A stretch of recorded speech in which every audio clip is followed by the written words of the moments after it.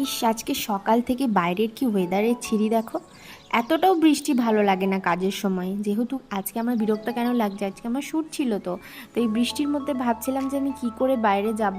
তো ভাবতে ভাবতে না ভাবতে রেডি তো হতেই হবে, রেডি হয়ে গেলাম, বাসে উঠেও গেলাম আর পৌঁছে গেলাম লোকেশানে। আজকে আমার লোকেশন ছিল আসানসোল, সেই জন্যই তো ভয়, অতটা দূর যেতে হবে না।